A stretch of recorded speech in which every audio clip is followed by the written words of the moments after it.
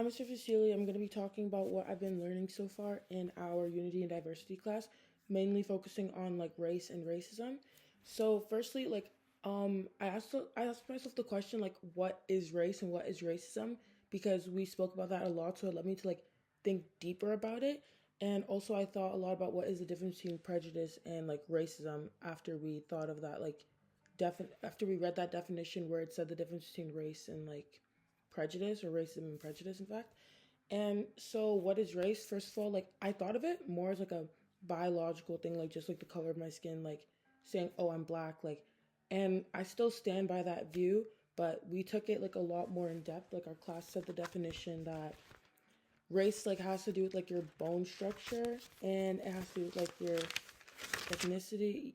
We said it was like hair texture, bone structure, etc. And a way for us to like distinguish one person from another.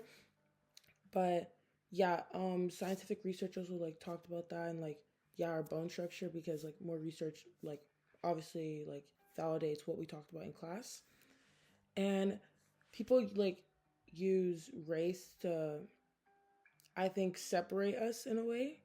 And something I found really interesting was when we said that race is a social construct and like it's created historically, used to justify inequality like segregation, slavery, like and just like inequality, colonization. We'd say, oh, because they're a different race, and race is used to show like hierarchy in a way, and like that's how we use it. But race doesn't like actually like define us. And then what is racism? We said that racism is a mixture of prejudice and systemic power, but like what is prejudice is like a really good answer, like question. And we said that prejudice is just basically like bias without like knowing in a way. And it's hard to define, but like we defined racism as like the combination of individual prejudice, discrimination, institutional policies. And I really liked when we said institutional policies as well because I know social media especially likes to think of like racism as an individual problem, like oh this individual thinks this individual thinks that, but instead it's kind of like embedded into a lot of our systems, like the educational system, the criminal justice system, and it's like we don't really see it because it's been happening for so long and it's like historically embedded into like the way we live that we don't really notice it. But racism is not just an individual thing. And before, I think I used to have a lot of hate towards people who I like deem as racist because of their actions, but we talked a lot about how racism isn't even just like it's not like a lot of the times like people mean to be racist in a way, but you are still racist. But it's more of like it's kind of like unconscious sometimes. Like you can be consciously or unconsciously racist, but it's still racist. And we talked a lot about in the video in class with the pastor, the sermon. He said that like racism, like even if it's unconscious, like you have to own up to it. You still have to be aware that what you're doing is racist. And I try to see it from another person's perspective and understanding that like sometimes it's like the way your culture views people, like it's embedded that you don't like a certain group of people, or like the way your parents raise you, or like even like a bad experience and trauma can lead someone to be racist without even recognize like without knowing that it's bad that they think that way because this is based off their own experience. And we talked, yeah, like individual racism versus institutionalized racism. I think that's a very important thing to distinguish because sometimes, even if you don't think like a person is racist, it's the way that the system is that makes it racist. And this also connects a lot to like education. I felt because when we talked about it in class, like I feel like I don't think there are many racist teachers or like teachers that mean to be racist. And I think like sometimes teachers will act a certain way towards me because I'm black, or like act certain ways towards other people because they're different color without recognizing it, because I think they try to like you said, they try to act a certain way or fill certain criteria that they can't meet. So I think sometimes like even with like small microaggressions, like people don't understand that what they're doing is a bit racist. And yeah. Um, I think like this made me think a lot about like racism in my own life because um race like for me I think is a very powerful thing in my identity as it is other people.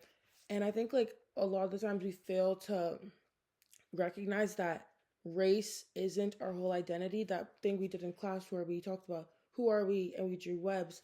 The first thing I wrote was that I'm black. And I think that because I look at that at surface level and I understand what I am and why I am what I am because of melanin.